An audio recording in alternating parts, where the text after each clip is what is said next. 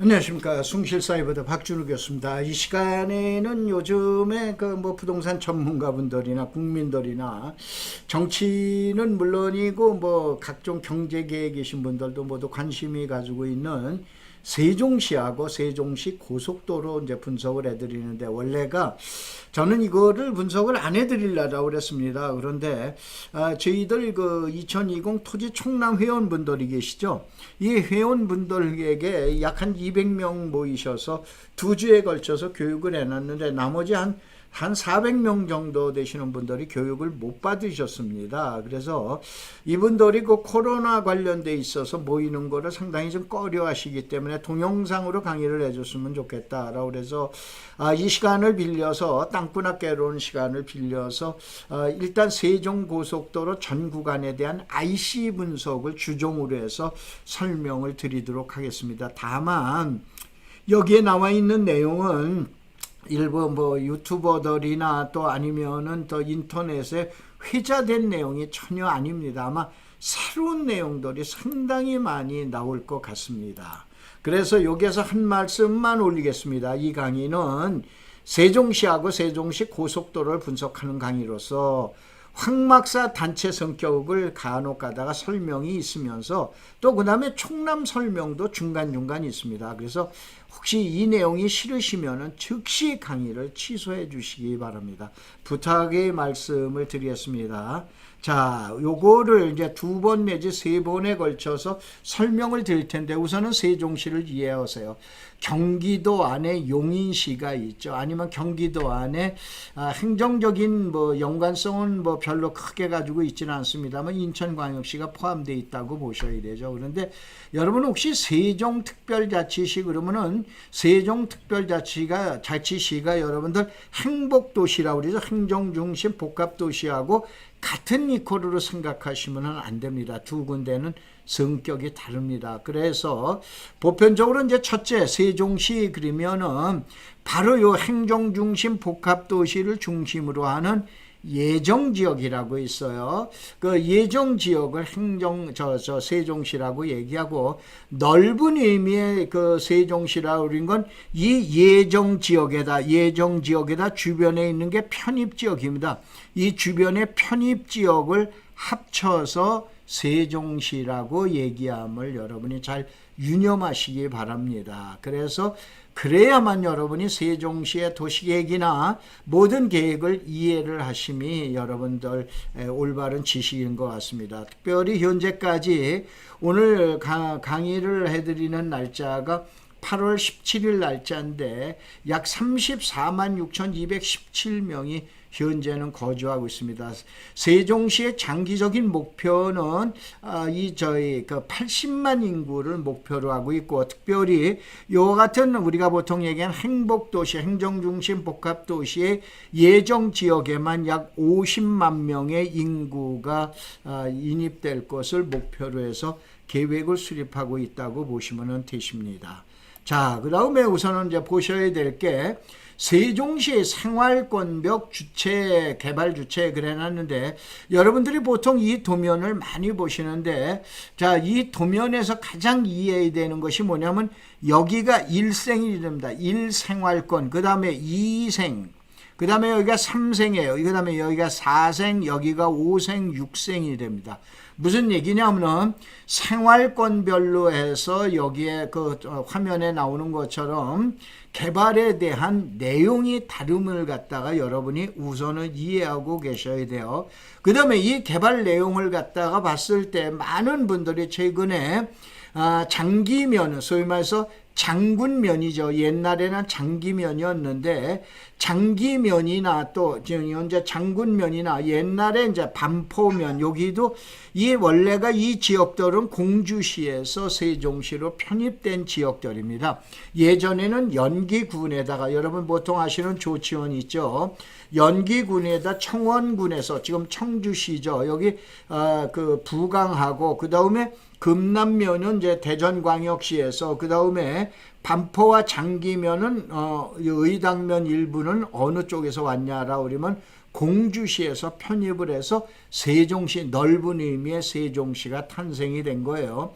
그런데 가장 많이 여러분 아마 얘기 들으시는 게 장기면, 소위 말해서 장군면을 그려놨는데 왜 그린가를 갖다가 여러분이 아마 두 번째 화면을 보시면은 그 지역을 찾을 수밖에 없구나 라고 그랬는데, 여러분 보편적으로 요 가운데 있는 조그만 선을 실핏줄로 보면 됩니다. 자체 내의 도로요.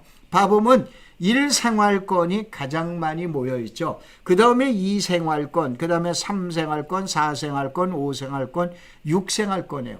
잘 아시는 대로 6생활권은 산업단지라고 보통 우리가 얘기하는 공단이라고 보시면 돼요. 그럼 어떻게 되냐? 자, 이 부강현도 쪽으로 뭐가 내려냐? 경부고속도로, 그 다음에 중부고속도로가 내려가서 청원 IC에서 만나게 되죠.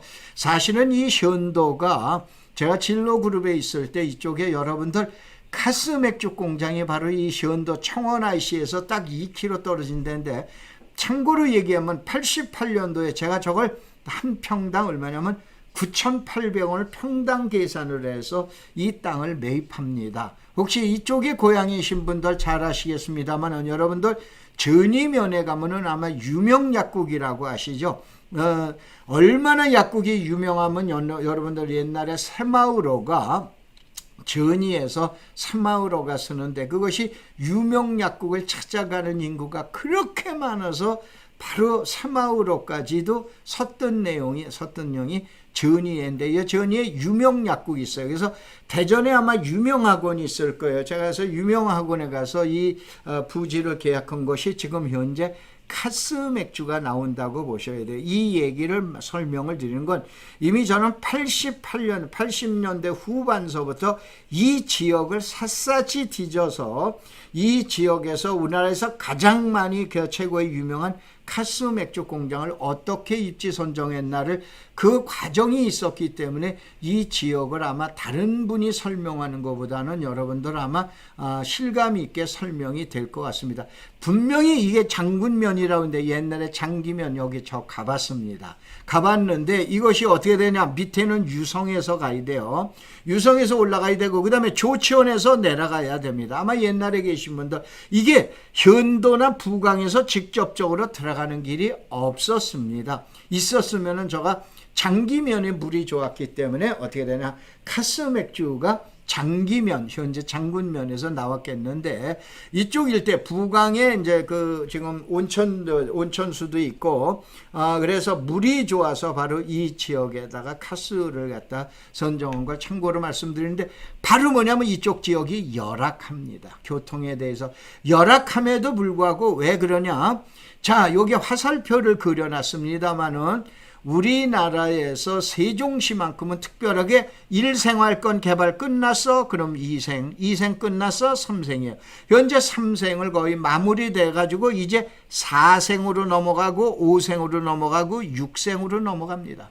그러면 제가 늘 우리 황박사 회원님들 또 그다음에 총남 회원님들 말씀을 드린 게 있죠. 망치질 소리와 그다음에 부르도자 소리가 나타나면은 무조건 들리면은 그 즉시 거기서부터 땅값에 반영이 된다라고 그랬죠. 그러니까 결국은 제일 먼저 1생, 그 다음에 2생을 하다가 보니까 물론 이제 여기에 천마을이나 이러한 것들이 2생에서 이제 있게 됩니다만은 그러다 보니까는 바로 망치질 소리가 이쪽이 나는 거죠. 그러면 앞으로 어떻게 되는 거예요? 망치질 소리가 1생, 2생이 이제 끝나가면서 3생을 마무리해가면서 4생, 5생, 6생으로 가는 거예요. 그러면 땅값도 돌아가지 아니할 거예요. 이게 저의 이론입니다. 저의 지금 얘기한 대로 이론이 아니고 저의 생각입니다. 그래서 그런 내용으로 이제 현재까지 장군면 옆에 공주시가 되죠. 공주시의 자연 녹지를 무조건 지금 220만 원, 250만 원 계획관리 지역도 도로변에 있다라고 그러는데 수도권에 있는 계획관리 지역보다도 더 비싼 게 현재의 장기면, 장군면 일대 또 반포면 일대의 땅이었다 이런 얘기예요. 그래서 이러한 거는 여러분들 좀 더 차분하게 냉정하게 생각하실 필요가 있겠다라고 그런 뜻에서 말씀드립니다. 자, 이것이 황막사입니다. 도대체 황막사가 뭐냐? 황사 막는 사람들입니다.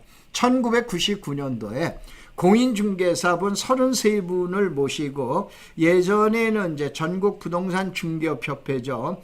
여기에서 제가 이분들을 모시고 나무 심으러 갔습니다. 그래서 1999년도서부터 2016년까지 나무를 심어왔는데 현재 한국에서는 가장 많은 나무를 심어왔고, 그 다음에 이 위에 있는 여기에 나와 있는 거, 이게 고비 사막까지 제가 23군데에 약 50만 그루를 갖다 나무를 심어왔는데, 바로 이 지역에 지금 얘기하는 고비 사막입니다. 여기에 가면은 여기에 최초의 비, 그 다음에 뒤에 나무 보이죠? 그 다음에 이렇게 우거지죠? 바로 이런 고비 사막을 갖다 이렇게 놨기 때문에, 이것이 사진이 뭐냐면 중국 정부에서 2010년도에 외국인에게, 한국인이 아니고 외국인에겐 최초로 주는 환경 대상을 받았고, 제가 신화사 통신에만 2번 보도된 장본입니다. 그런데 여러분들은, 저는 뭐냐면 이러한 내용을 중요하게 생각을 하지는 않아가지고 언론에다가 이렇게 발표하는 거나 이런 거를 자제했었죠. 바로 여러분들 한번 보세요. 우선은 두 번째 봐보면은, 거기까지 얘기를 들으시고, 여기 행정중심 복합도시가 있어요. 그 다음에 이제 조치원이 있다라고 그랬죠.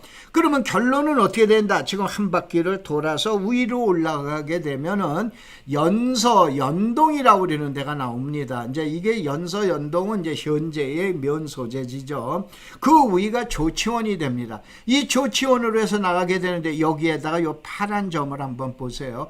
이게 세종고속도로의 연기나들목입니다. 왜 그런데 이쪽 분들이 저의 생각에서는 전이 전동 나들목 인터체인지 그러면 많은 사람들이 더 지역에 대한 홍보가 있었을 텐데 왜 연기 나들목이라고 그랬는지는 모르겠습니다. 하여간 연기 나들목이 이와 같은 북쪽에서 나타납니다. 아까 잠깐 공주의 반포와 장기, 그 다음에 장군면을 설명을 드렸고, 현재는 부강 쪽으로 붙어 있습니다만 이것이 축이 이렇게 변경이 되겠다라고 그랬죠. 그러면 어떻게 됩니까?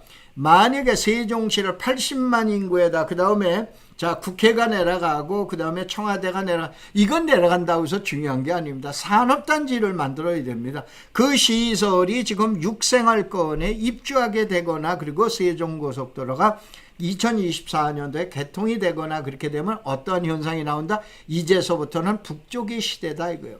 그래서 현재 여러분들에게, 우리 회원님들 또 제자님들 유념하실 것, 현재의 장군면이나 또 아니면 반포의 일부가 일어나는 이러한 현상들은 국지적인 현상, 또 그 다음에 현재 부강 쪽에서도 제가 유튜브를 봤습니다. 계획관리지역이 도로변에서 250, 300이다라고 그러는데, 이거는 글쎄요, 수도권에다 비하면 월등히 높은 가격을 형성돼 있음을 여러분이 유념하시기 바랍니다.